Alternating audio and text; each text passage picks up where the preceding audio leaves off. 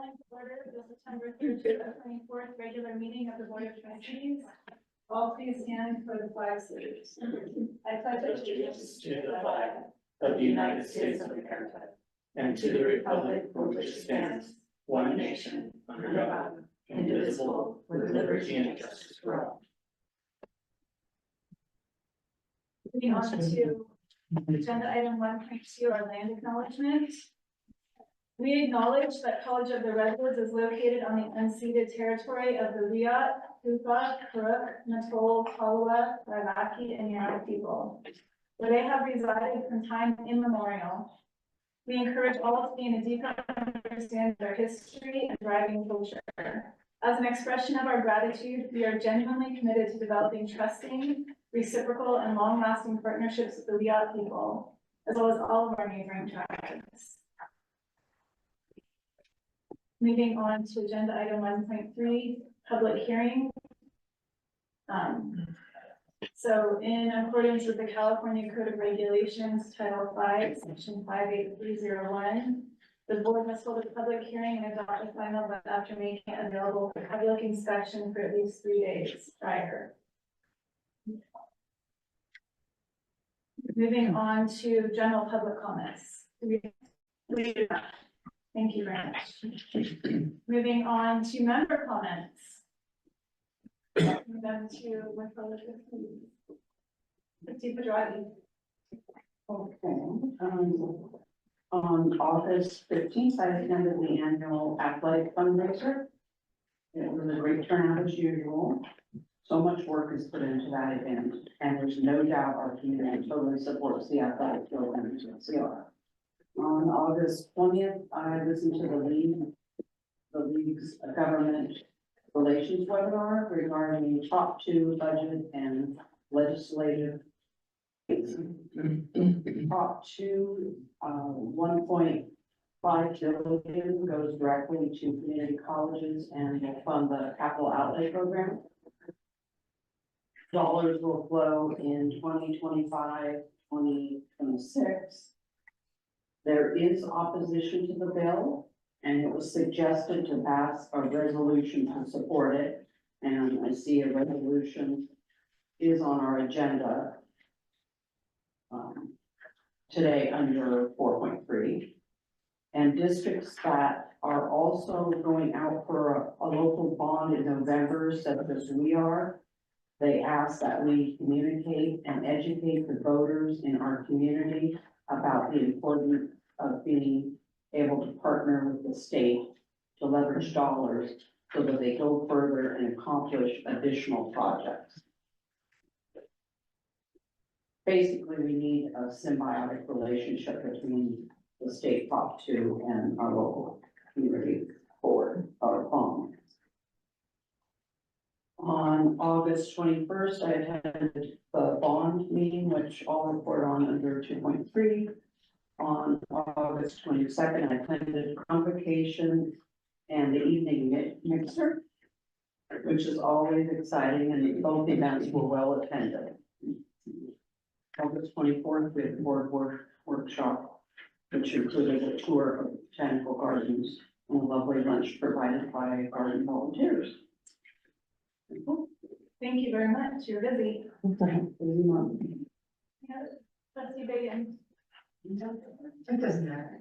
I'm sorry, I'm not seeing.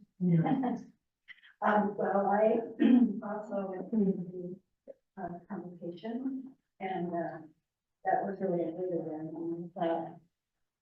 The positive, I haven't seen that much positive energy in past convocations, and it shows that we've come a long way. I think we go in staff morale and not go to the evening event, but I was glad to hear that it was very attended.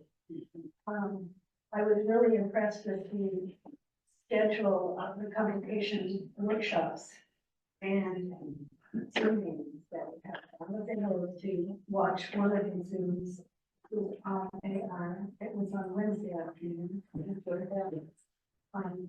I would have liked to see the one on curriculum, which was Thursday afternoon, but I was in the process of we get to direction. Because of the topics that being offered to staff.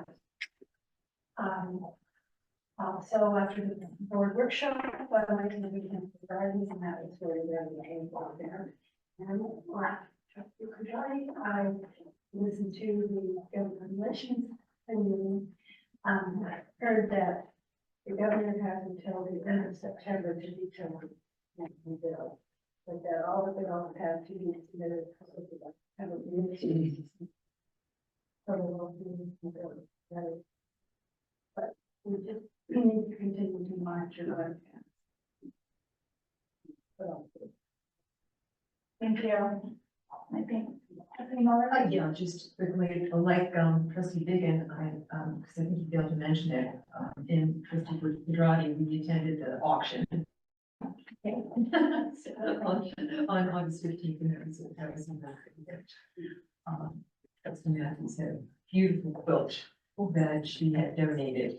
And that I bid on, but I was outbid, which was good. I mean, I kept bidding, someone else got it, so I don't know if I went for it. I also attended the CR Foundation Board meeting on August 21st. And Marty Quello has a really good review of what happened during that meeting, but what he did mention that I will add is that the foundation has contributed nearly $25,000 to the bond measure advocacy. So the foundation has really stepped up in terms of supporting the measure. I'm pleased to report. And yeah, and I was at the workshop in person. I didn't attend the luncheon, but the workshop was interesting. Thank you. I make a comment about the sports auction. Sure. I particularly enjoyed it because the end user who was being honored was a former student of mine. When I taught at one of the schoolhouses. Oh, wow. And I had him in 7th grade and worked closely. I've known his family for quite a long time. His mom was the babysitter my daughter. When I was teaching at the one schoolhouse, she would drive her kids to the school. And I did her, my daughter, and then she took them up, swap, because there was no lessons or anything. Simple country school, but to see his success and his, kind of coming full circle. Yeah, wonderful. That's cool. And it was just really need to spend some time with him. Everything going on. Thank you for sharing. Trustee Matthews. Yeah, it's having returned from working at sea on those boats. So, I did miss a number of things, but I did have a chance on, the 29th to meet with President Flamer at the Delmar campus and talk about the strategic review of the Delmar. And I really, really appreciated that conversation. Thank you. And trustee Kelly. Well, keep mine short, attended convocation like the rest of you, also 722 or, attended a REDEC meeting where we heard about, kind of last mile broadband work that's being done. And that just last week, and I haven't heard the update yet, but the CPUC was authorizing some local projects that could really make an impact for some of our students, especially out in some of our more rural areas. And then on 8/7, I attended the Humboldt Botanical Gardens Trail ribbon cutting. I'm just really excited every time I go out there because of the work we did on the outdoor classroom collaborative and continue to do there, and the work that's being done there. Just see a lot of enthusiasm and synergies between those groups maybe. And then I attended, I was on campus for the UIHS Healing Together Summit that happened here in a role that I played for someone else in Blue Lake Rancheria. And I just was reminded that CR's campus in Eureka can be such a convening place. And I love it when I see it because to me, it feels like the culture and the vibe of what we've created out there at CR invites the whole community to feel welcome and a part of it. And I don't know, you don't always get that feeling around Humboldt sometimes. So really impressed with the way those events go. Thanks. Thank you. It's nice to hear that everyone was so busy this month, this past month. I too attended the convocation, which was a wonderful celebration of 60 years of CR. I was especially impressed to see the individuals who were recognized for their years of service. one of which who have been on campus for 30 years. I also attended the mixer in the evening, and that was great to see people from different units socializing. It was very well attended. And I attended the luncheon at the Botanical Garden, and I want to go back there every week now. So beautiful. Right, moving on to 2.3 board committee reports. We have board committee reports. Trustee Pedrotti. On August 21st, the bond committee met and the meeting. We were presented with a list of potential endorsements, organizations, and elected officials to contact. And we also updated the list from members' suggestions. Members of the committee each took some of the list to contact. And also the foundation approved the 25,000. That Coleman, our trustee, Lauren mentioned. And that was about it. Other board committee reports? Okay, moving on to 2.4, status of board of trustee requests.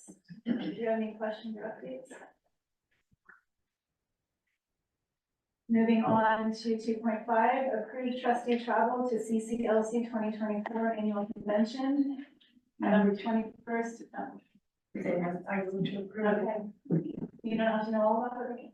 You have a second? I'll second. Any questions?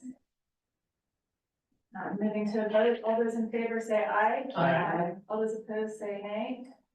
Motion carries. Moving on to 2.6, approved trustee travel to Futures Summit 2024, focused on AI, powering tomorrow's workforce. Move approval. Second. Any questions or comments? All those in favor say aye. Aye. All those opposed say nay. Motion carries. Moving on to the consent calendar. Would anyone like to pull an item from the consent calendar? Great. Seeing nobody that would like to pull an item. I move approval. I'll second it. All those in favor say aye. Aye. All those opposed say nay. Motion carries. Moving on to action discussion items. 4.1, approved monthly financial status report. Move approval. Right. I second it. Do you have any questions or is there anything that we need to discuss? Great, all those in favor of approving this, say aye. All those opposed, say nay. Motion carries. Moving on to 4.2, approve the 2024-2025 final budget. It's two of an action item. I move approval. I'll second. Do you have any questions before we move to the vote? Can we make a couple comments? Please. If we can, what, prior to turning this over to Julia, to kind of walk the board through some of the key items on that. What you'll see is a different in the title than previous years. In previous years, it would say approve the final budget and forecasts. And I did remove the word forecast from the title, because the board does not approve forecasts. But the forecast is included within the body of the document.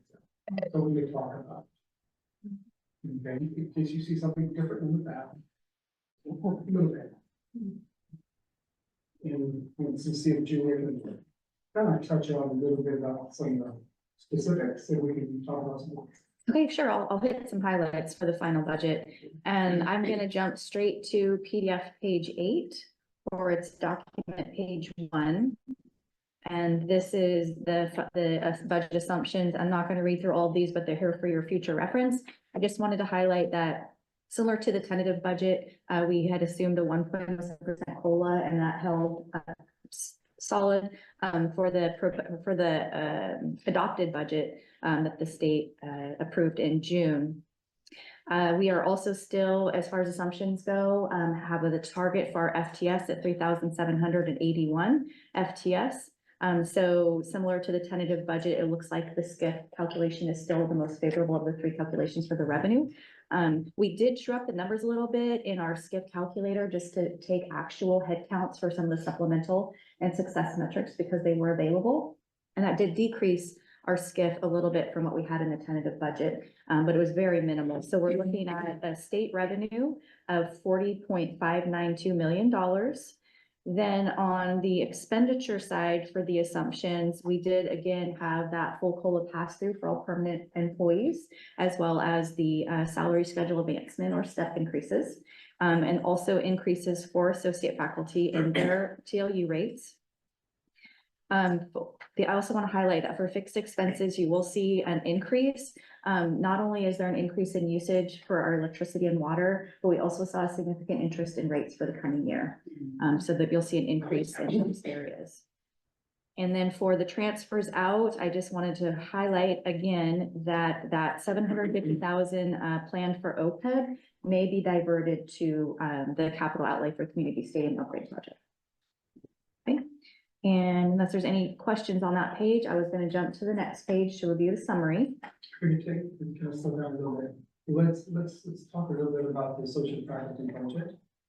What you'll see is that we spent more in this line item than in previous years of what we actually put in the budget.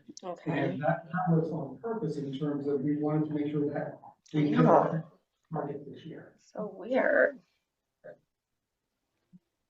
And so we did put a lot more money to our sections to make sure that, again, that we hit our, we don't hit 2789, we hit about 3,800. So we must surpass the target.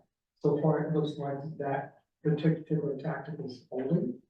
However, that also means going into next year, we will have to tighten up how much money that we do now. So on that note, as a reminder, this year is the new floor for the new hold harmless moving forward. So it is important that we meet our target to maximize our revenue. And so the next page, the summary, this shows you the actuals for 22-23. We ended with a 25% ending fund balance. Our estimated actuals for 23-24. Again, we're still working through closing, but we're anticipating about a 16.6% ending fund balance. And then for the final budget for 24-25, given the assumptions that we discussed, we are dipping down to 11.1% ending fund balance as our estimate. Makes me uneasy. Seeing that number go from 25, 16, 11%. I just think that we have to keep our minds that, you know, we have to be paying attention. 11% seems pretty low. Seems like we work really hard to get it up to. Yes, so. Trustee Matthews. So I have the same response in terms of that, and then as we look at the forecast coming up also. Not that, I mean, I would go to approve the budget, but it is a concern. What I hear is that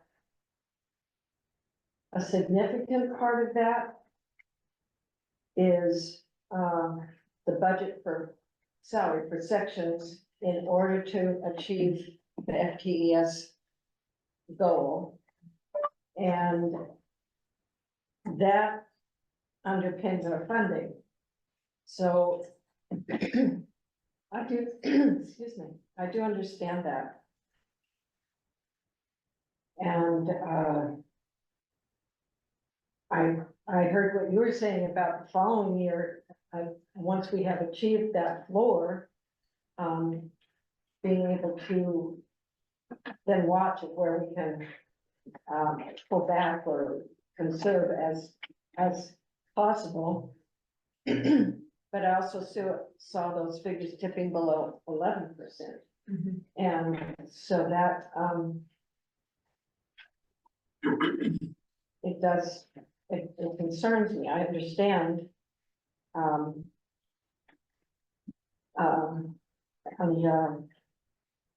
I know that perhaps we saw this coming to a certain extent, but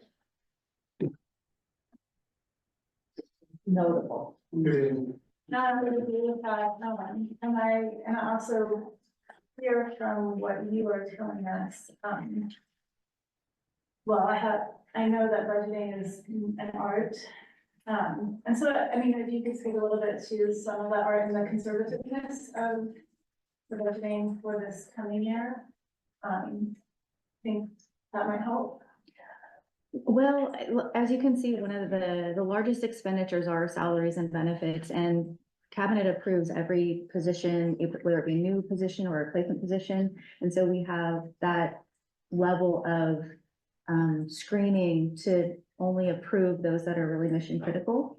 Another thing that's impacted that number with the increase is that we've had some critical positions that had been categorically funded, but those categorical funds are getting tapped out. So we've transferred those expenses to the unrestricted general fund. So to me, it's somewhat,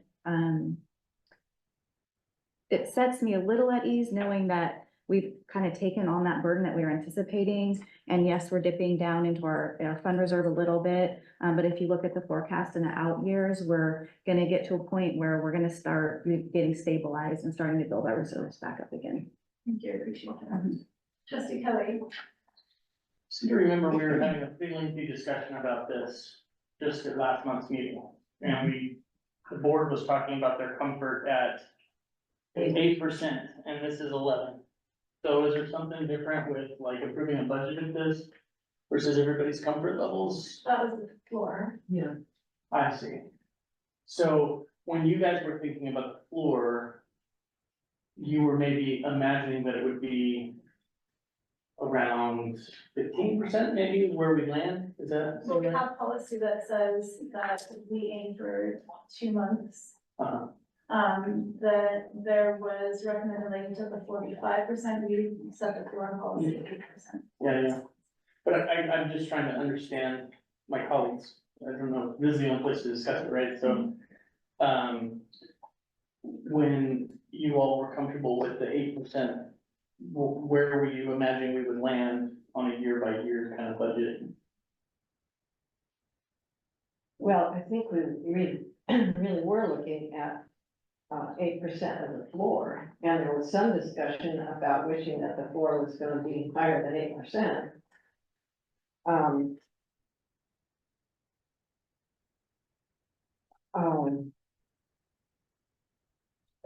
So we're committed to not going below 8% And aiming. our goal and is- aiming higher, but we're aiming, according to that policy, aiming considerably higher than 11%.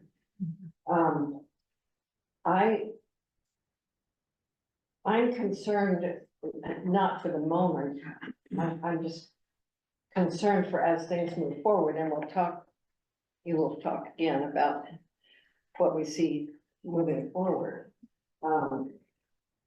I understand what the most of that expense is, and I understand why we need to spend the money, or we're not going to get funding from the state that we need. So it's an investment in that. I understand that. Trustee Majority, I'm sorry, Go ahead, you can go ahead. Well, we have worked on that policy on trustee Matthews and I think the other thing to add to that, trustee Kelly, is that the 5% comes from ed code. And that's why it was always in our policy that the floor should be no lower than 5%. And we thought that at this stage, 5% would seem to be irresponsible. And that even though ed code allows it to be 5%, I mean, we were talking as a committee, 8%, 7%, 10%. We landed on 8% because we thought that was reasonable given the current state of our budget.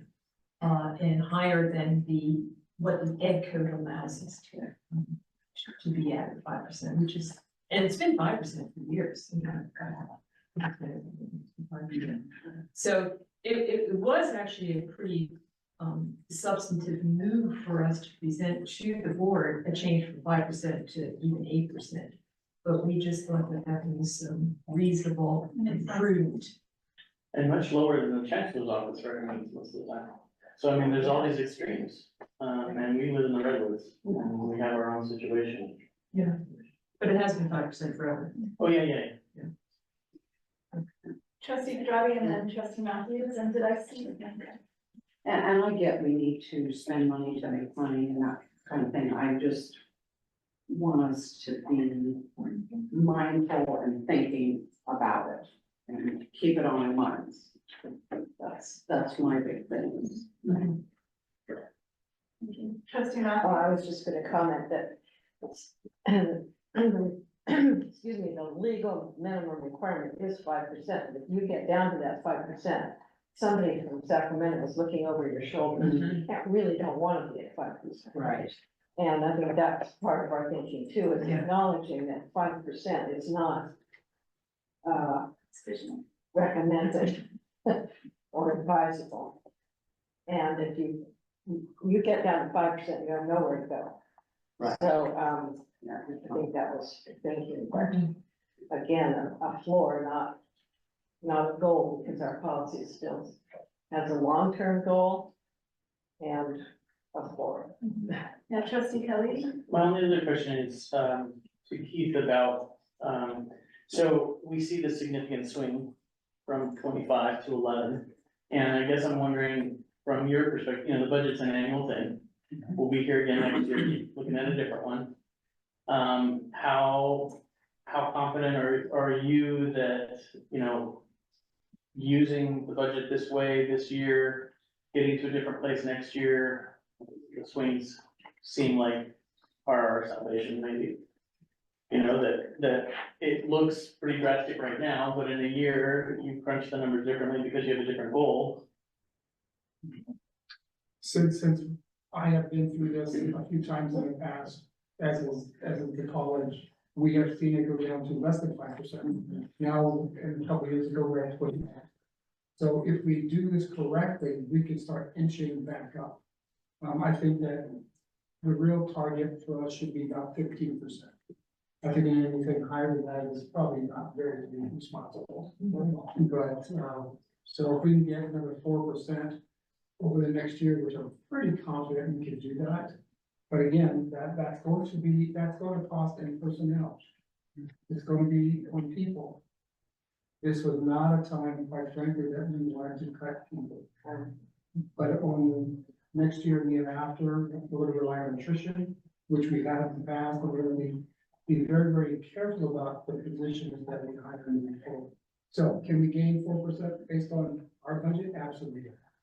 We can climb this back.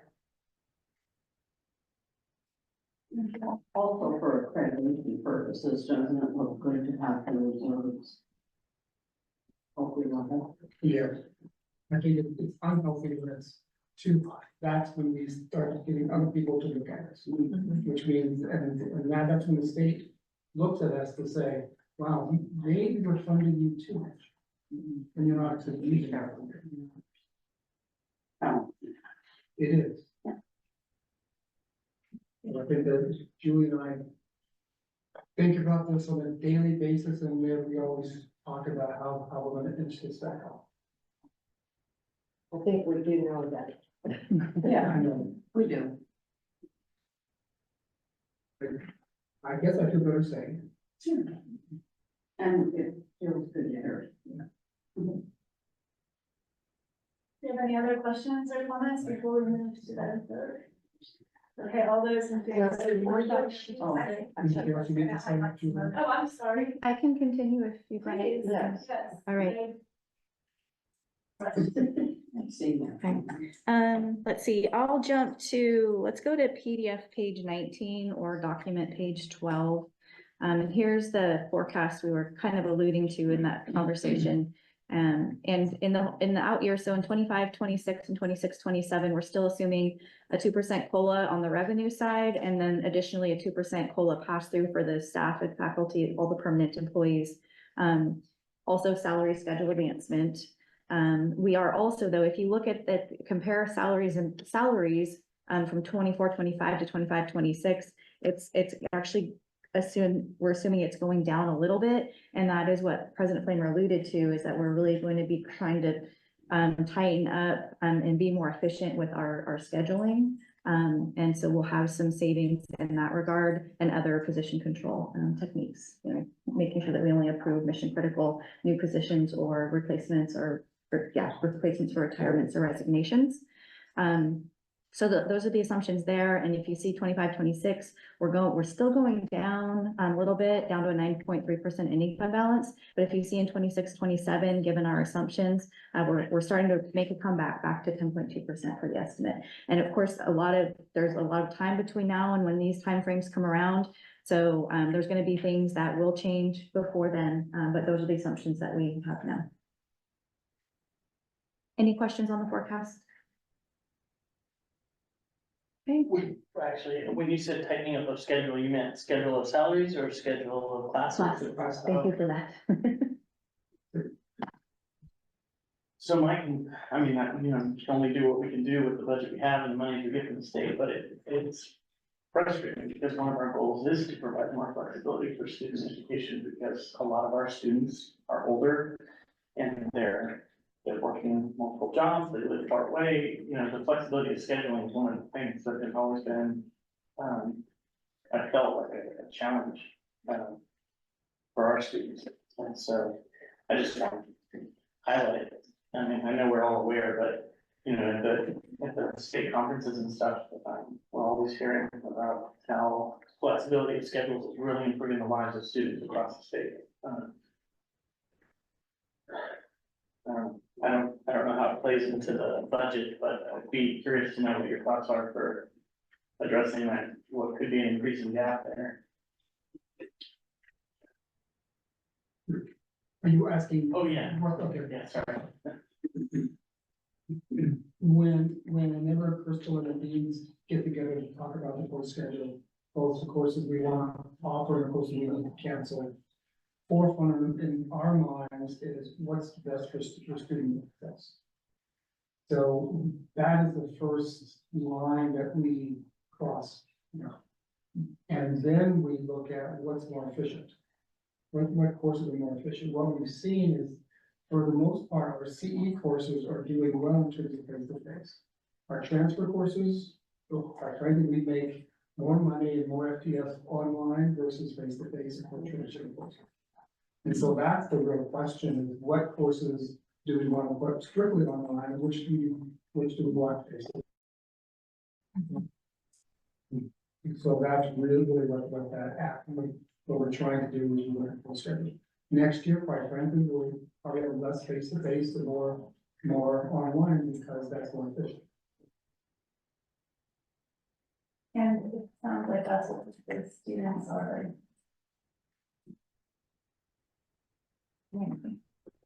No. Some students are, but we have those students that only can learn with face-to-face courses. And so which courses then do we offer face-to-face? That's really what the deans need to start thinking about. Let's be honest. So I've taken in-person courses and I've taken online courses. Some courses are harder to do online, but it is nice to have the flexibility. Right now, I'm doing a physics course. It's insane. But having courses online, for example, like a hiking class, was really, really nice because I was able to kind of curate that to my own schedule. And it also made sure that I was it fulfills the requirement, of course. English classes are fairly easy to do online as well. Art classes can be pretty simple. And one of the things that I've seen, at least my chemistry professor doing, is while he's doing in-person classes, is also giving students the option to Zoom in. So he is giving the lecture live in person, but there are students who are zooming in and just watching it from a distance at the same time that the in-person class is happening. With labs, that is a little bit harder to do. The labs do tend to necessarily need to be more in person. But that option and the fact that he saves the lectures afterwards, so students can go back and access them even after the class is over. Those are some things that have helped me as a student. I know that there are some professors who may gravitate towards it, some may not, but I know that's very much helped with learning from the STEM courses, for example. Thank you. Just to kind of put a wrap on the whole conversation, since I brought it up, I'm so glad I heard that perspective, because the other thing I was thinking about when you were saying about the efficiencies of online learning was our master education plan and our place-based learning discussions that we've been having, and that totally made sense. That as long as our faculty are remaining creative in their uses of hybrid models, we really do create a learning experience that is redwoods that we can thrive on despite budget challenges. Thank you for your voice. Are there other pages that you'd like to walk us through? Only if there's particular questions. Do you have any particular questions? Anything else that you'd like Julia to walk us through? Okay, now, all those in favor of approving the budget, say aye. Aye. All those opposed, say nay. The budget is approved. Moving on to 4.3, approve resolution 818 in support of proposition 2. The kindergarten through grade 12 schools and local community college public education facilities, modernization, repair, and safety bond act 2024. This is an action item. Yeah. Do we have any questions or discussion? Hearing none, all those in favor say aye. Aye. All those opposed say nay. Right. Motion is approved. Moving on to 4.4, approve amended president superintendent employment agreement. I move approval. I'll second. Do you have any questions? Right, all those in favor say aye. Aye. All those opposed say nay. Motion carries. Moving on to 4.5, second read of board policies and administrative procedures. Excuse me, I believe you have to read the amended language. Okay, thank you for reminding me. So moving back to 4.4, I will read the amended language in the contract. This action item recommends that the Board of Trustees revise the president superintendent's employee agreement to reflect: one, a revision of the contract's end date from September 30th, 2026 to September 31st, 2026. Did you think December? September 30th, 2026 to December 31st, 2026. Except as provided for in section 5 of the contract or extended by written mutual agreement. The addition of a performance increase determined by the board, plus the COLA included in the governor's state budget to the president's current salary. The continuation of the maximum number of accrued vacation days of 45. In the event that the president superintendent accrues 45 days of vacation leave, the president shall not accrue any more vacation leave until the president uses vacation leave. The continuation of the same health benefit package provided to management personnel under plans currently in effect for district administrators as subsequently modified, adopted, or implemented in the future. The continuation of the $417 per month for automobile expenses and shall provide a district gas card. The continuation of the annual doctor stipend of $1,500. Do we need to vote again? Would I need to have read that?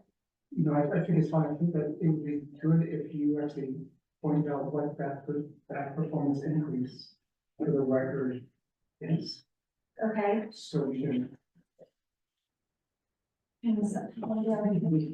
go back to Consistent. Section.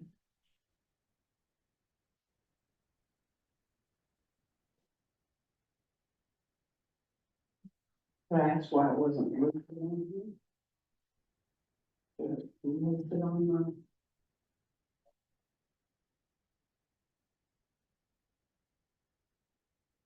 This,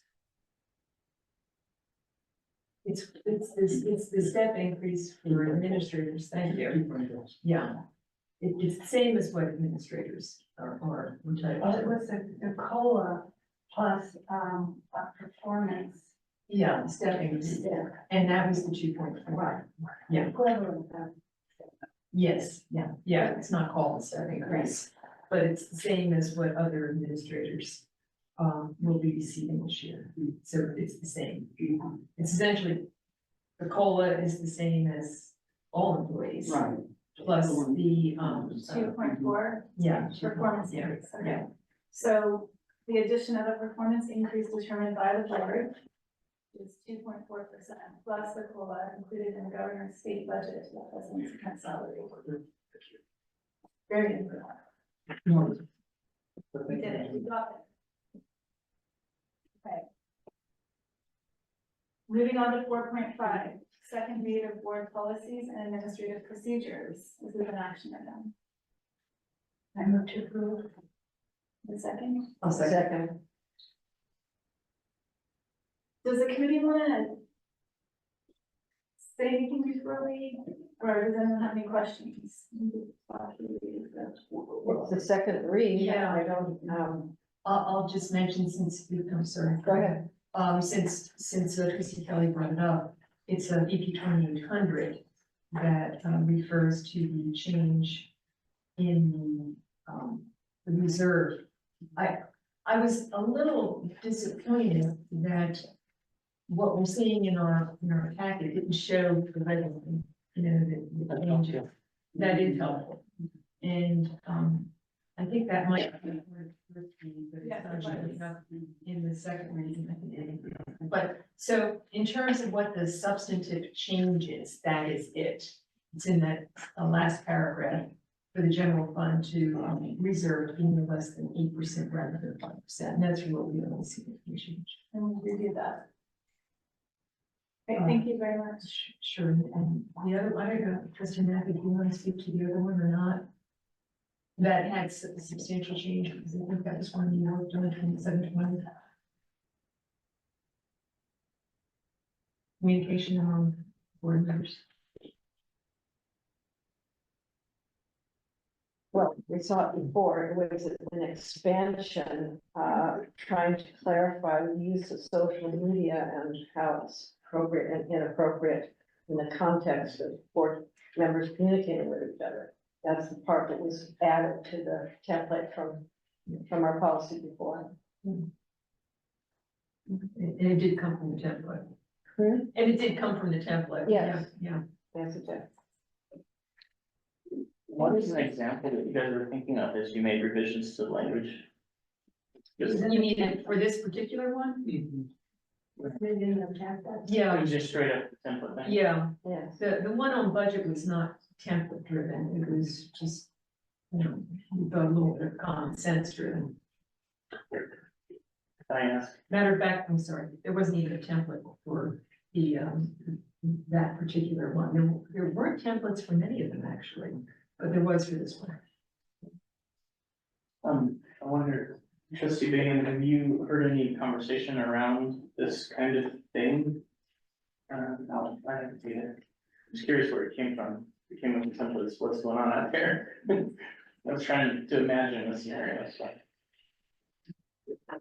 I think they're just trying to prevent the, serial kind of communication that we already know we should do by email, we should do by phone call, but we also shouldn't do it on Facebook or some other platform where you, in fact, are carrying on a serial communication about it. How clever, I'm your Facebook friend, we could have been having day-to-day conversations by just posting it. I didn't even think about that, that's funny. Anyway, I think that was the intent, Uh-huh. is to be sure all of that proliferates, that you're still not doing, serial, And it's spelled out in policy. yeah. Makes So sense. that we can- What is defined as within the subject matter jurisdiction of the board? Like, Because that's what you shouldn't respond to, I suppose. It says, a member of the board shall not respond directly to any communication on an internet-based social media platform regarding a matter that is within the subject matter jurisdiction of the board that another member of the board has made, posted, or shared. So is it in regards to not responding to particular posts that are about subjects and contents that have been discussed in board meetings? Or is it maybe just anything regarding? Anything the responsibility of the board. And so if a board member responds to a question on social media, then another board member is not to then also do that change communication. Okay. Even though they're not in the, right, they're not in the same place or time together, but the social media creates that virtual time and place that is the same. And when it comes to agendize things that we've discussed, no individual board member should be out there commenting on social media about an agenda item we've had, right? Like that's, the president, we've agreed in our policy, president of the board and in coordination with her. But I guess to her question, I mean, so if it's, I mean, we already got special instruction about the bond communication stuff, and that's separate. But like, if it was something that we hadn't agendized, but it was like budget related to CR, or if it wasn't something we'd agendized, but it was policy related to CR, Still no comment. still no comment. But what if it was, protest related on campus? I think wait, I'm not sure what you're asking. Well, I'm just, it begs the question, I mean, You don't comment serially on social this is- media about this is anything to serial do with the board and the college. An example from the past, we've had some agenda items that haven't had 100% vote. And we've had trustees who maybe got on to social media and said, well, I didn't really agree with it. And, Yeah. you know, once we take a vote, whether we agree with it or not, we have to support the majority of the members voted. And we can't then kind of badmouth the action in another setting. Or if I may add to that, or even explain, well, I was opposed to it for these reasons. Because once we make the vote. And it's, yeah, and getting to the question about, well, what could you comment on? Well, I suppose I would comment on what a nice lunch this was. And maybe Rebecca or someone would want to say, it's really nice, but that's not That's not the within, business of the board. it's not in our subject matter sort of, area, but, you know, Well- something like that. and I think I understand trustee Matthew's point about the serialized emphasis. I understand the idea of the serialized conversation on the comments is really the key, but. But that's, I mean, for this particular policy. Yeah, and I was wanting to just understand it a little bit better as well. That answers your question. Yes, very much. Thank you. Yeah. Because I do think, you know, even with social media, it can easily become a slippery slope, so. No, yeah. You're here. Thank you. Moving forward, Oh, to the vote. yeah. All those in favor, say aye. All Aye. those opposed, say nay. Motion carries. Moving on to informational reports. 5.1, encouraging civil engagement and community conversations.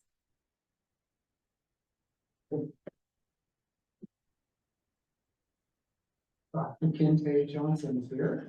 And I'm not sure where he was walking to. but- It seemed like the spot to be. So that way your face not turned behind you or to the side. Thank y'all so much for the opportunity to provide information on these two, I would say, important community projects that the college is partnering on. Wow. Okay, so I know you all have a long agenda, but I guess I'll start with the CIVI report, the Civic Engagement and Voter Empowerment Project. AB 963, which was passed in 2019, stated that California community colleges, UCs, and CSUs must do several things. One of them is we have to have voter registration drives on campus and provide that information to students in a nonpartisan way. Other pieces of that is we also must have at least three civic engagement, nonpartisan events on campus. Part of that plan is they give us like examples, candidate forums, talking to students about ballot education. You can bring in people to talk about issues that's locally as well as nationally. I am the current civic and voter engagement coordinator. Stephanie Fryermuth is our co-coordinator who's been designated for the college. So I sat down with some of my colleagues, looked at some of the best practices, what other people were doing, and we wrote our civic and voter engagement plan.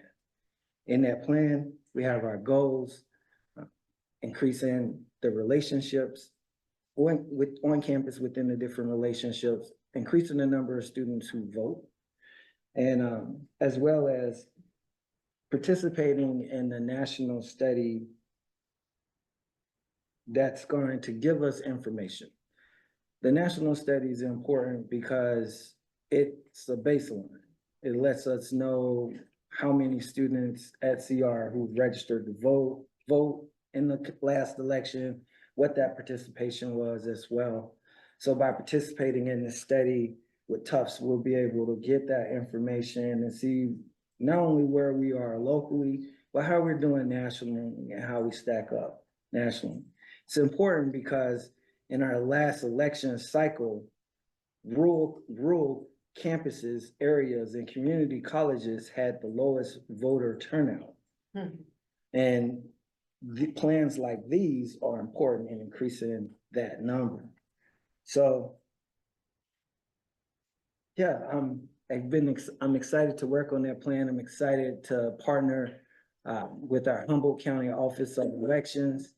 We have a nice speaker series lined up of people to come in to talk about different topics. I have the county clerk coming in to talk about how he got involved in civics and government. I have the county analysts coming in as well as the office manager to do ballot education, to talk about the different ballots and things that we have on campus. Then I have her and the office manager coming back again to talk about how they got involved in politics, because they both had two unique prior jobs prior to working in civics government. And we have our illustrious Dr. Rod Emenaker signed up to do a presentation on Project 2025. And I have Marginalized Voices, where we have a couple of people from our community who were incarcerated and vote. We're going to come and talk about what that means to them, and also have student voices lined up. So some students to provide the perspective about what it means for them. These events are in person. They will be hybrid as well. As you can see, there's the Zoom link that's been scheduled. We also have a couple events lined up with Cal Poly Humboldt, because I thought that's important for us to tie that in as well. So we'll be doing the vice presidential debate watch party as well as the presidential debate watch parties, watching those together and then one of them will have the county office, the clerk, he'll be there as well at one of the streaming nights. So, and then we got a trivia night planned for early October. Then we also have some other things sprinkled in there, like the Vote Early Day, which is October 29th. We're going to do a celebration. And we also have the National Election Hero, which is on 11/4, where we're going to celebrate people who worked the polls, who canvassed neighborhoods, who checked IDs. If you had anything to do with ensuring fair and free democracy and elections, we're going to celebrate you on that day. So that's our civic and voter engagement activities. The campus has been very receptive. The faculty has been very receptive, letting us either go into the classrooms or sharing the information or encouraging the students to participate in these events. So May I ask a question? Thank you for being here. Is it okay? Please. Do you know if your group or some other group is working with the misinformation that is likely to run rampant, or has actually, for this election cycle, a way of alerting the community that there is misinformation out there and how to identify it or deal with it? Mhm. That's a great idea. Nonpartisan. Yeah, absolutely, just, actually, NPR has been doing a lot of this, National Public Radio, several episodes about it. And I know in some areas, the elections office is trying to deal with it. And there was a workshop recently in Colorado to help those who are involved, first of all, identify the misinformation, and then to come up with a plan to inform the community about the misinformation. You know, the one example they gave was on election day, governor or some notable person sends out a text saying, well, all the polls will stay open to 10 o'clock PM by special decree. And that was just simply not true, but it may encourage some people to wait until 9 o'clock to go vote. So, and they had several examples. So it's on my mind. And I was just wondering if we in our community we're doing anything about that. That's a great idea. We do not have something that specific on our current schedule. But the schedule is living, breathing, I would say. It's flexible. I'll look into that, adding someone to be able to provide that type of education. That's part of one of our responsibilities is combating misinformation. Thank you. You're welcome. Kelly, and then have to take it down. I was curious how, so is the national competition data only being collected if students register to vote through those 3 sources? So it's not like being compared to student registrations at CR and then their voter registration file. We're collecting information of like the students who actually sign up and register to vote through those 3 links only. Yes, sir. Like by students using those links, or there's also a QR code that's on the website that they can use, then that's how we get credit for the competition, the numbers that count. I mean, of course, you can register paper still and any other way that's still allowable, but just for the competition purposes, that is why we put the links up there. And I'm assuming that there's disclosures on those links. I didn't click through them all, but. Yes, sir. I really appreciate your presentation and thanks for being here tonight here. And the activity sounds comprehensive, which is really well designed. My question, I guess, I'm curious about the assembly bill. Once it was passed by the legislature, is there any finance that comes with it that helps support your efforts? That's a great question. Not through the state, but some of the other competitions like All In and the Democracy Now, there is some funding. And I did fill out the application for it. I think it provides up to like $5,000 for some of the activities. So fingers crossed, hopefully we'll receive some of that, but there's no funding from this, but there's no funding like you have this, it's more like reimbursement, I would say. You know, there's ways to be reimbursed for our expenses. Do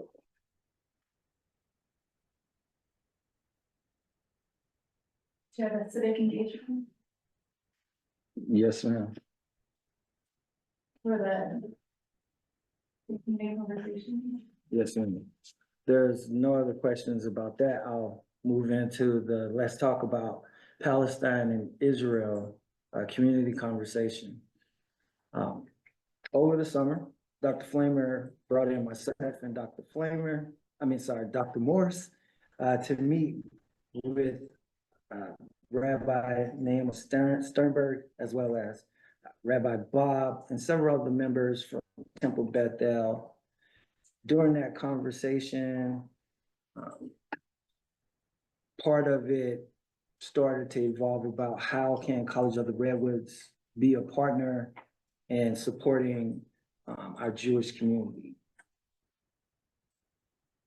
In that conversation, there was the desire to host a community forum in our area that would bring together a diverse group of people from educators, community members, all walks together to be able to come together in the same space and have a conversation that's based on respect, but also models, I would say, civil discourse, right? How can we come together and have opposing views, but how can we come together respectfully, even with opposing views, and still see each other as human beings? How can we be in the same room with each other and actively listen to each other?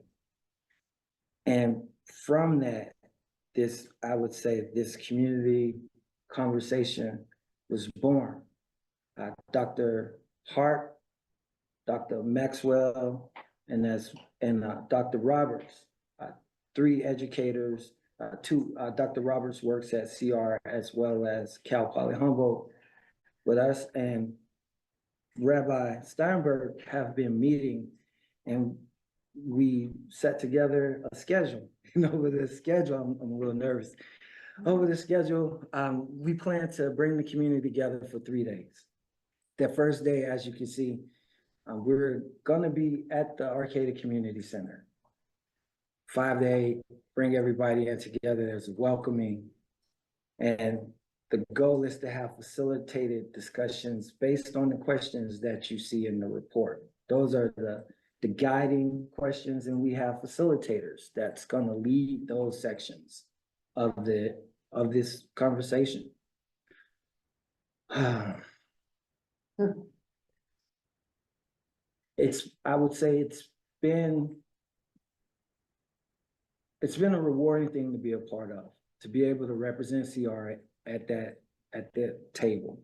I want to thank Dr. Flamer for creating the opportunity, but also being the leader that he is and stepping up and reaching out to the temple and to the temple leadership, and for saying that CR, how can we support you? How can we be a partner in this? That was been part of the core message, I would say, that drove a lot of the work, that drove a lot of the support, was him being committed to this, that the other people at the table, they didn't walk away. Because this is, nobody in the room is pretending like we're all experts on the issue, right? But the goal is to provide that opportunity, to educate, to bring people together, to be that model.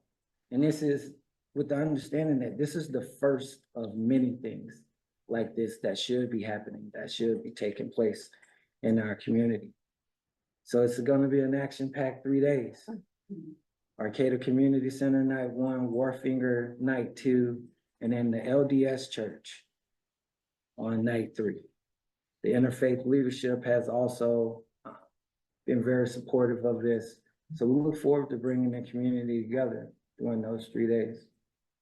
The speakers have been confirmed. The registration is live.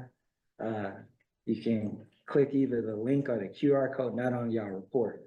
Sorry, but it wasn't done yet, but it is ready now. The QR code's up. The flyers went out, press release went out last week. We already have at least 20 to 30 people signed up this morning, so. I think it's very exciting, Yes, it is. very exciting. Thank you so much for sharing this with us, but also your leadership. This is really important work in our community. And I very much appreciate that there will be these, at these different venues to ensure that it's accessible for the most people possible. And the bringing together of the various constituent groups and perspectives and the modeling. It's an amazing educational opportunity for our community. So where is this QR code? Where can it? I will send it to you right after this meeting. I just received it this morning. What is the capacity, do you think? So the Arcata Community Center holds several hundred people, so. And I wanna say like 300 to 600, but we're not expecting that many people. Yeah. We were expecting crowds along the lines of about 140. And So- serving dinner for that many people. We're trying. We have some light refreshments Yeah. lined up. Good. Yes, ma'am.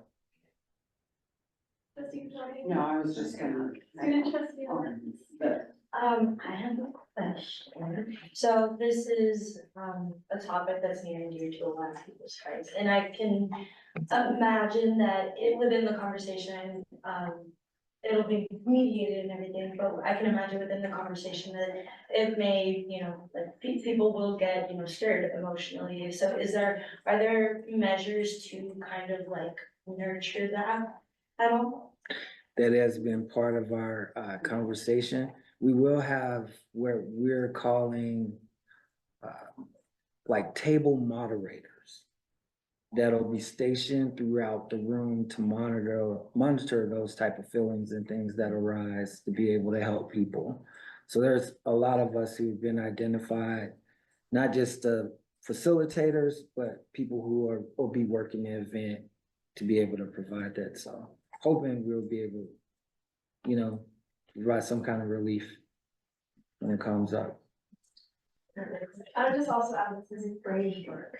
Mm-hmm. There's a lot of bravery involved in all of these people coming together. I like that you're teaching the history too, because I just think that most people do not know, who controls the Middle East and some of the questions you're asking. And I think the more you can learn about that, then you understand why all this is going on. Thank you. Thank you for that, Trustee Pedrati. We're also, I know, like, because people don't know, right? And we all don't know everything. We're gonna try to provide information at the tables. So this will be an event where you don't have to know anything. Like, all of the education will be right there in the room. You'll have QR codes that you can click with links to be able to provide educational materials so you can be a part of the discussion. So we hope that, like, people, everybody, regardless of where you are, that you'll show up and just come. Trustee Kelly? Is there a concern about security and is there a plan for that? Yes, there's a concern, there's always concern about security. There's a plan to address that as well. We do have been in contact with our local law enforcement in both cities. They have received notification that the events is happening. I've also reached out to Sergeant Watson and see if we can somehow get some support through CRPD to help with those relationships as well. But we are definitely security and safety.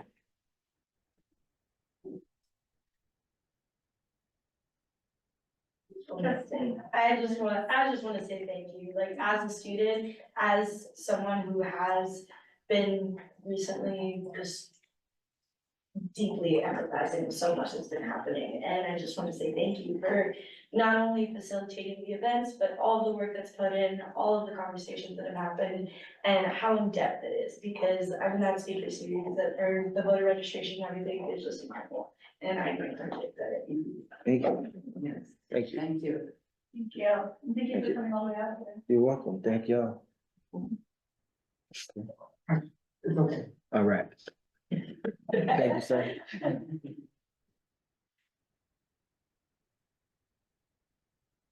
Agenda item 5.2, update on repatriation of Native American regalia, baskets and caps.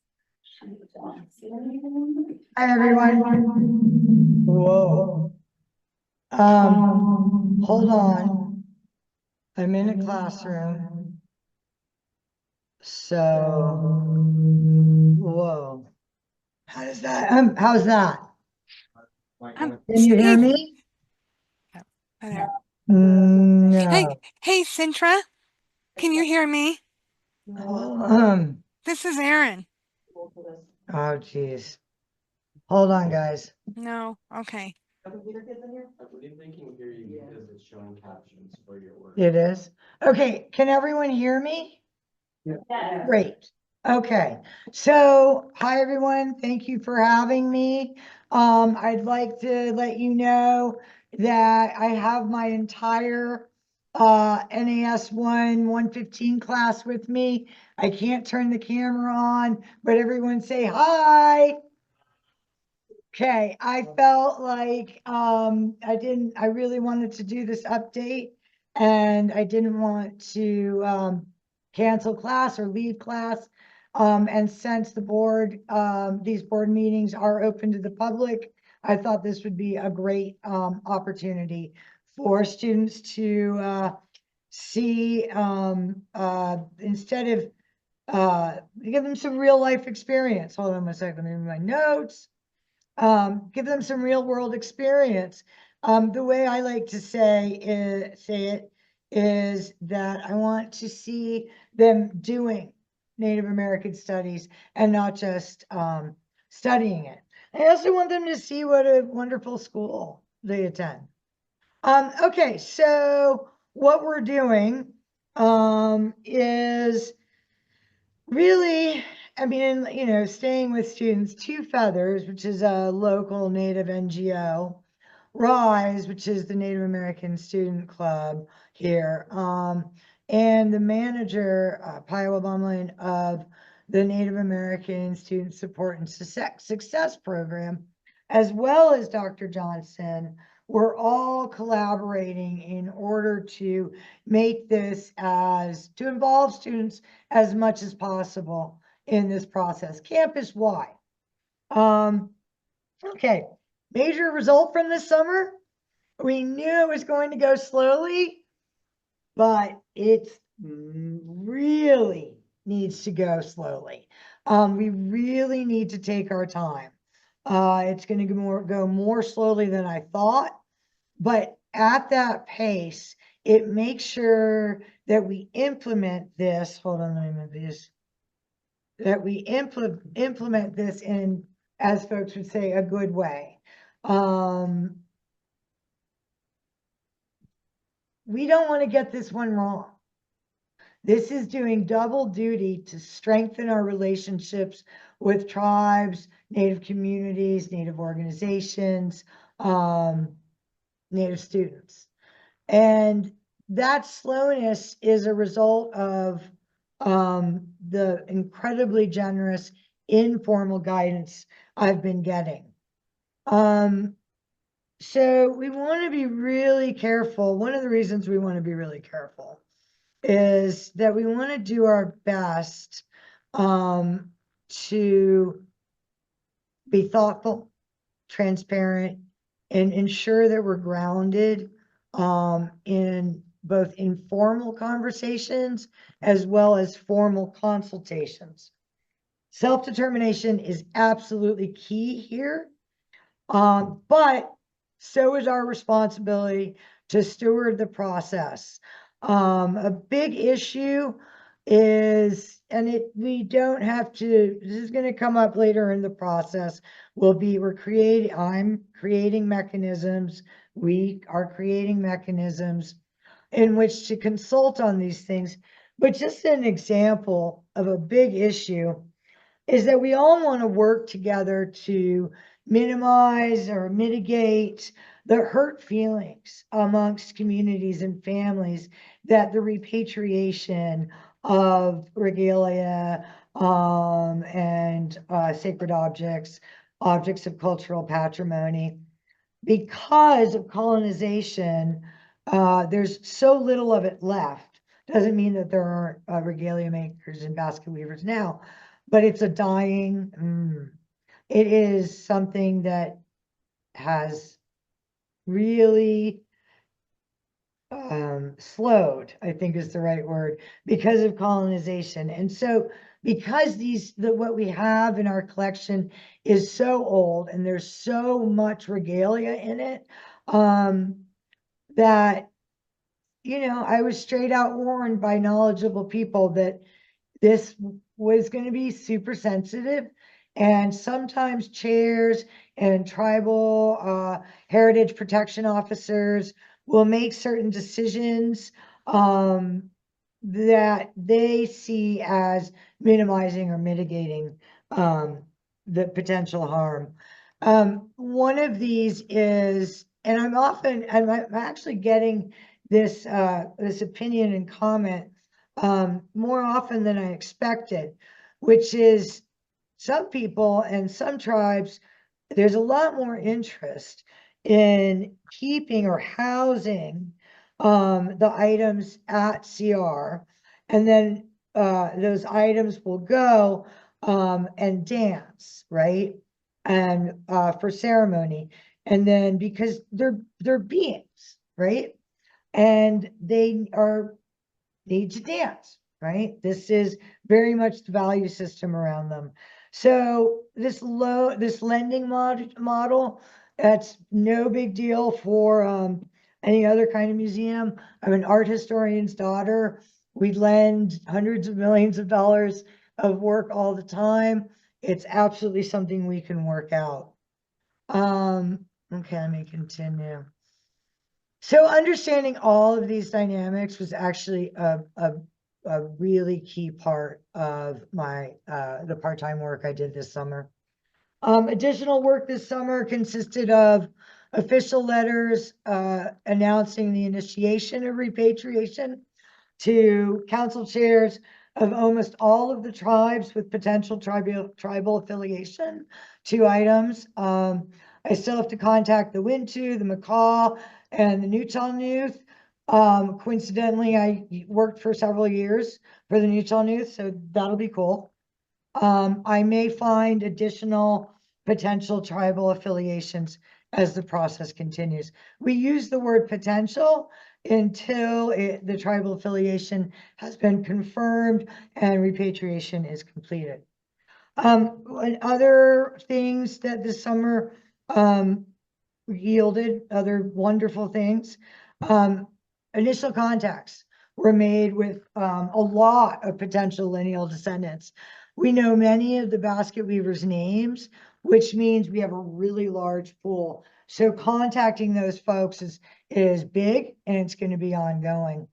And it's going to be an incredibly delicate issue about which descendant gets an item, but again, that's a good amount of time down the line. I've been communicating informally with updates to tribes, tribal heritage protection officers, TIPOs. I've spent a lot of time talking with, brainstorming, coordinating with trusted colleagues and friends. I cannot overstate the importance of all of this, what I, in another policy context, I would call informal and where are the deliverables, but I cannot overstate the importance of building relationships for the strength of this process, for my own education, and quite frankly, for the future of tribal relationships with DR. I've been connecting with RISE as well as the Native American Student Success and Support Program.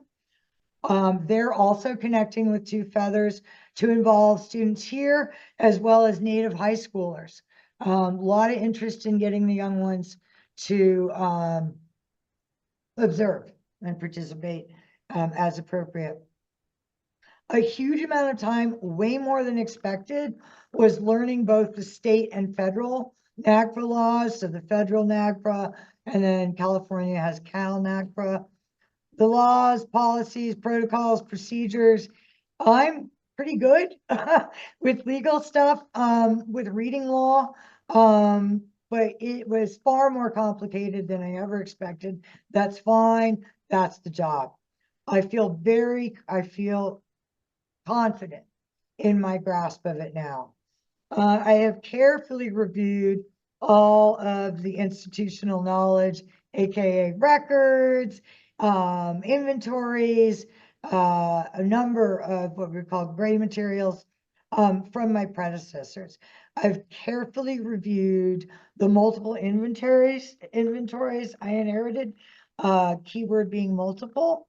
They don't quite match, but Cal NAGPRA does not allow me to cross-check against actual holdings until I've done phase one consultations. So the invitations, the formal and official invitations to consult for phase one, those letters are just, I'm playing, with the final edits and having some people look at them. So those will go out, quite soon. And that's exciting. I've been doing a lot of meeting and communicating with Cal Poly's NAGPRA coordinator, as well as other NAGPRA coordinators, to one of my favorite expressions, harvest experience. I think it's better than best practices, just to have a little fun in terminology. Anyway, I've been meeting with and communicating with as many of the people who were involved in past work on this collection. From this, and this, I again cannot overstate the importance of this.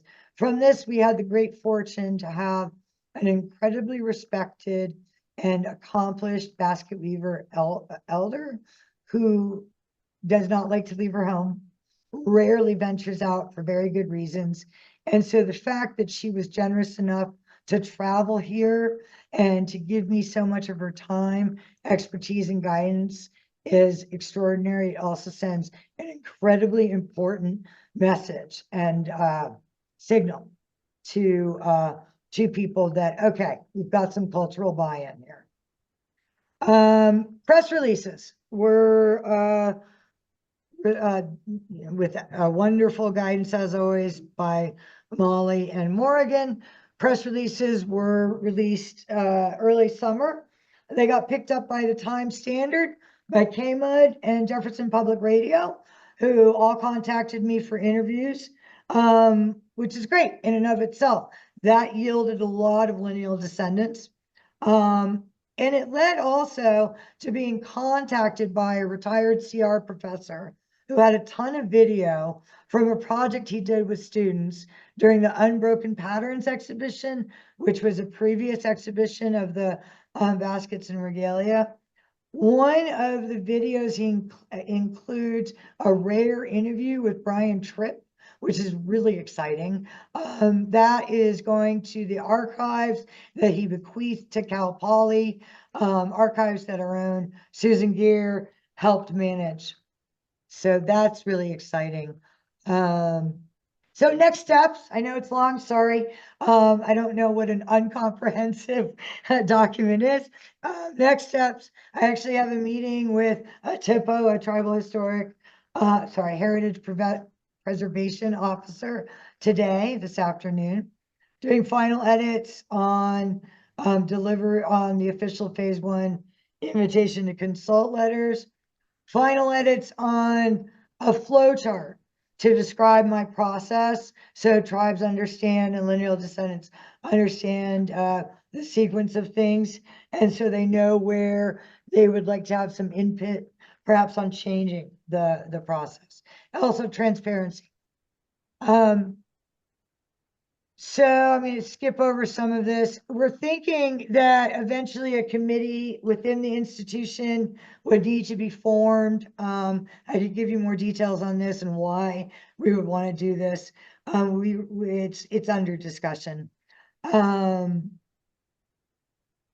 It might make sense to just resurrect the committee that was previously convened about this collection many years ago. But again, the committee membership is a ways off. So just to finish up, developing, I mean, listen, I'm someone who comes from the policy world, After 3 months, I'm used to having a stack of deliverables. But it's very different goals here. And developing and deepening the relationships and communications inherent in this repatriation process run their own timetables. And it's not to say we haven't made huge progress. I mean, just understanding everything, all the inventories and records, and understanding the legal implications, was huge.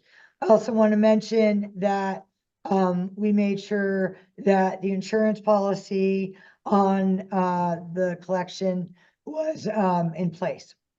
And yeah, so it's these relationships and these communications, are, running at their own pace.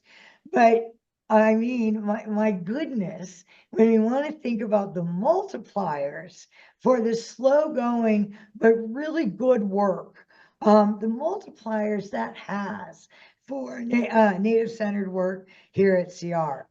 I'm just overjoyed to be a part of this, and let me know if there's any questions I can answer. Thank you.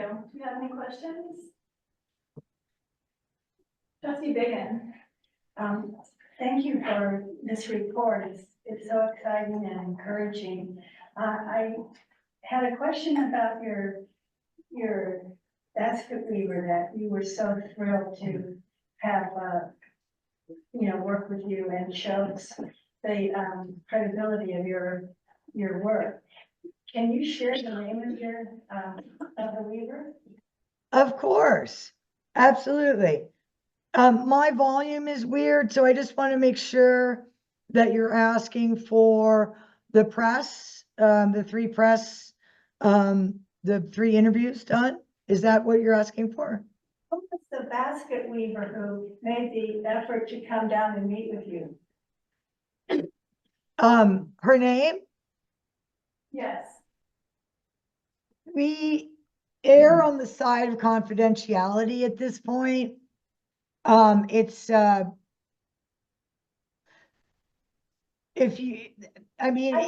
think we could go either way and it would be okay, but we really want to practice discretion and anonymity. Remember, these are small communities, and, again, we want to mitigate, any That's okay. conflicts. So, I'm gonna leave it there, but if that's a problem, I'm very happy to talk one-on-one. No, that's not a problem. I just want to express my appreciation for the steps that you're taking. You are just so right on. I just feel that we were very fortunate to have you be the one that's going to steward this whole project. Well, thank you. And of course, there's no way I'm doing this alone. I've loved taking credit, but truly, I can say it is a true collaboration, and it's exciting as hell. Thank you very much. That's the central. Thank you. Okay, we will move on to agenda item 5.3, recognitions. I don't have anything to add unless the board is probably talking.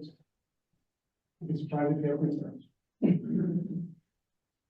It's lovely that we have one of the people that are being recognized for this today.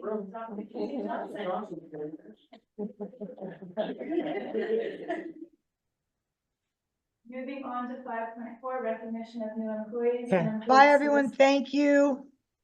Bye, thank you. Bye. I'm glad there were some trustees at the event on Thursday when these folks were recognized for the service to the district. And are there any questions? Moving on to 5.5, the accreditation updates. Thank you very much. I just want to give a very brief, some words in conjunction with this written report. So The final schedule, I guess, so the final schedule is agreed upon on this September 17th. And right now, we figure we will have all of the sessions in person and not via Zoom. And for folks who ask, well, why not Zoom? Because we can't control Zoom. Right, so we can't have administrators and folks who are not invited to the session to be in the session with their cameras off. So by statute, we need to be very careful with Zoom. So all these will be in person. And the invitations will go out again from here sometime this week or next week. Thank you. Moving on to 6.1. Okay, yes. I have a quick question. So is any involvement of, faculty, staff from KT or Del Norte, I mean, they're going to Eureka? If they would like to participate, yeah. Okay.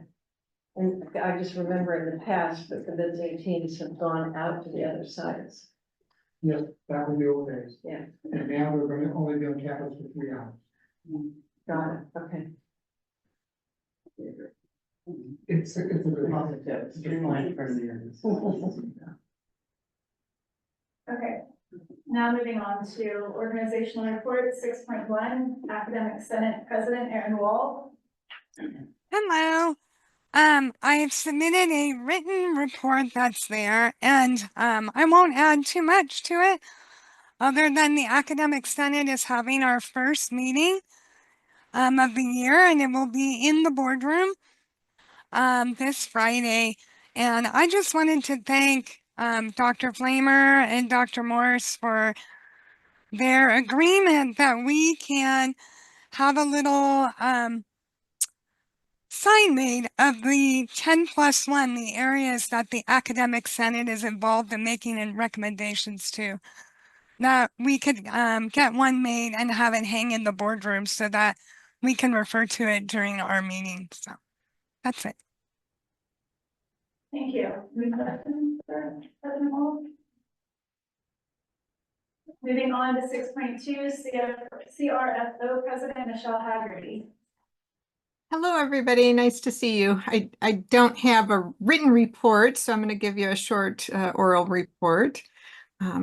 We're all back at school and everybody's pretty busy and getting on track here for the semester. I'll tell you about some of the summer work. A lot of faculty engage in work over the summer with their colleagues in different areas and catching up on their discipline. I was able to attend a FAC board retreat over the summer. It was a 3-day meeting where I got to catch up about the revised budget and progress of some of our bills that are affecting California community colleges.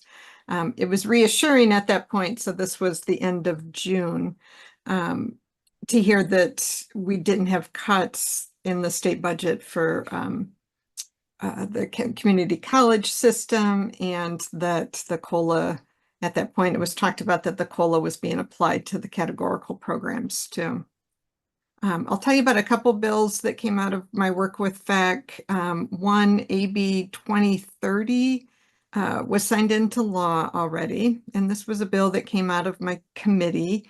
And the idea was to make sure that an education code, when minimum qualifications are listed for community college instructors, that it includes that one of those qualifications are that the instructor is a human. And so this bill was coming out of some of the anxiety we all have around artificial intelligence and making sure that we know that we want to continue to protect the human relationships that we have within education. So that bill was supported by the Senate and the Assembly, and the governor did sign it. The other bill, AB 2033, was about using EBT on campuses. We all know that our Basic Needs Center on our campus does such a wonderful job with our students and their access to food. A lot of our students have problems with consistent access to good food. This bill was about, it's still in process, providing that places on campus could accept EBT for food. So that's what used to be called food stamps. I worked with one of the faculty at Mendocino College. We were concerned about some of the parts of that bill making it difficult for our campus. And so some amendments were made to make sure that it wouldn't burden the campus too much. So that bill it's past the fiscal committee and still in process. The other thing over the summer that came out of the board retreat also is that the FAC board, the FAC PAC was asking me about if we've been in contact with Chris Rogers, who's running for Jim Woods' seat. And we had not been contacted by his campaign. We were by the people that he ran against in the primary. But with the help of the FAC PAC, Eric Kramer and I did meet with Chris Rogers in Zoom in early August. It was a really nice meeting. He was really open to listening to our concerns at our college. He let us know that he's going to be moving to Arcata for a month this fall before the election and would like to see our campus. We're also currently planning an event with Santa Rosa and Mendocino College to talk with him too. At Convocation, CRFO hosted a session with Wendy Brill-Weinkoop, who is the president of the FAC board. She gave us a great overview of what's happening at the state level and the priorities of FAC. Afterwards, I gave her a campus tour, which ended in Keith's office, and he very kindly spent a bunch of time with us and gave some merch to Wendy, which I think she appreciated because she wasn't prepared for the cold rain that we had on those days when she was up here during Convocation. And she very much liked our campus community. I was sharing with Dr. Flamer that I think several of our guests during Convocation really liked our small campus feel up here, which was nice to hear. We've hosted a couple of general membership meetings already with CRFO and overviewing kind of what our union does and what we're engaged in. This year is starting the 3rd year of our contract, so we're very aware of that, and our negotiators are busy building a team, a big negotiating team for the contract and determining what articles will need to be evaluated, and we will plan to sunshine in mid-fall. So thank you for having me on your agenda, and I'll take any questions if you have any. Questions? Thank you very much. Thank Moving on to 6.3, classified president Tammy Engman. Good afternoon, everyone. I am here. I failed to submit a written report. I apologize. Just wanted to tell you that I was here today. The sun did come out after the fog lifted from the north part of the county, but sorry.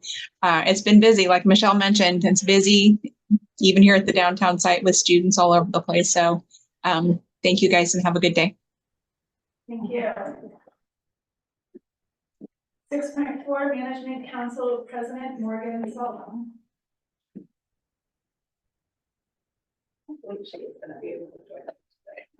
She did submit everything. She did, yeah. Then moving on to 6.5, Student Trustee Ariel Lynch. So on August 17th, ASCR held our training retreat. And we had a good portion of our Senate members come out. We ended up having breakfast that was catered by Ramon, and lunch that was catered by, was it Aroma Cafe? Aroma Cafe. Very good, definitely recommend. And so we ended up going over things regarding team etiquette and respect, different methods of communication, upcoming events, roles and expectations for each member, and different goals for the year. And then we also had welcome week. We just had our first week of school. A bunch of students have been on campus, like everyone else has mentioned as well, and We had the walkway to the library, which is lined with a bunch of tables, with different programs like EPS, the Multicultural Center, Pride and Chamber Center. I even saw a table out there for tech support, which was really cool because there were so many students that we were able to just direct, whether it be for password issues or Wi-Fi issues and that kind of thing. It was wonderful, and pizza was given, and there was a really, it just made me happy personally, but there was a student who came up to the table where they were giving out pizza and said, you know, so how much is the pizza? And I said, $3.99. And it just made me so happy to like see the looks on their faces and just, you know, feeling welcomed in during the first week. So, I mean, that's the purpose of Welcome Week. So, and yeah, it's been really interesting to hear the different measures and propositions that have come up, because as I'm listening to them, I'm also being reminded of everything that I learned at the student trustee workshop as well. So it's like a little refresher each time as well. And yeah, just very, very excited for the year, very excited for that opportunity and having had the chance to go, and also for any more that we have in the future. Thank you very much. Any questions? Moving on to administrative report, 7.1, President Superintendent's report. Thank you. I do want to echo thanks to the foundation for the additional $25,000. That will go a long way. I also want to underscore the importance of the community event that Dr. Johnson talked about. It is not only important as we look backwards about what happened that last spring, but it's very, very important as we move forward in the fall semester. As the violence does escalate in Gaza, there are a lot of people that still feel that fear and that concern. And also I wanted to underscore the fact that I repeatedly get emails from community members calling for the firing of our faculty who are speaking out. And I'm standing firm that that's not going to happen, but it's reoccurring. And so we have a lot of education to do. So I just want to put words into that. Any questions on my report? Thank you. Moving on to 7.2, Vice President of Administrative Services, Ms. Julie Nelson. I just wanted to thank the board for approving the on the consent calendar under contracts was an amendment for Forefront Power. And that ties directly to the microgrid update that was provided in my admin report. Just really codifies the new finance terms that were presented in the presentation. And I just think it's very important and critical that we are able to move forward with that project for our sustainable future. And I'd be happy to answer any questions. If I can add something to the report, as of this morning, we estimate fall FTS as of this morning, 1895. So it's come down a little bit. I think we're estimating, some of them staff is estimating about 1900, maybe 1950 for fall, if we put dual enrollment and non-credit in there or adult ed. That is optimistic. I am not that optimistic, but if we could hit 1900, even 1890, 1890, we will be doing very, very well. So which means spring semester we're right in reach of our target. If you remember, we talked about this for since the end of COVID, so we are just about there. Thank you. When is census? 10, well, for the majority of the time, I'm sorry, Julie, you want to answer that question? Census? Census date? I'm not sure what the census date is. It was 9/9. 9/9. Okay, and that's when we will have a firm number. We will have a close to firm number because we haven't counted, we can't count the late start courses by children. Oh, okay. Thank you.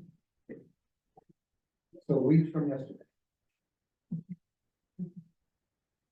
7.3, Vice President of Instruction and Student Development, Dr. Kristen House. Good afternoon, Board President, trustees, President Flamer, and colleagues. I submitted a written report, and I'm happy to answer any questions with just one simple addition of a verbal thank you to all of the individuals who supported the Welcome Back event. I think this is the largest showing we've had of staff, managers, and faculty members who have volunteered time to be out on the quad, guiding students to and fro. So I'm really appreciative of the time commitment that was made for that event. Any questions that I can entertain for you this afternoon?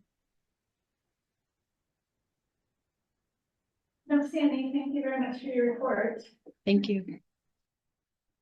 7.4, Executive Director of College Advancement and the Foundation, but Mr. Marty Fellow. Probably not on. No.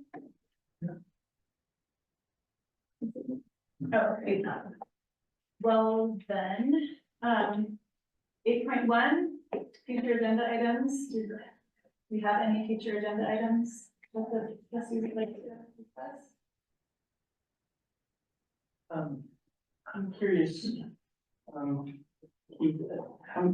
do we measure, food needs on the different campuses for our students? Have we ever done like a weather report on that, and what's it look like these days compared to previous years?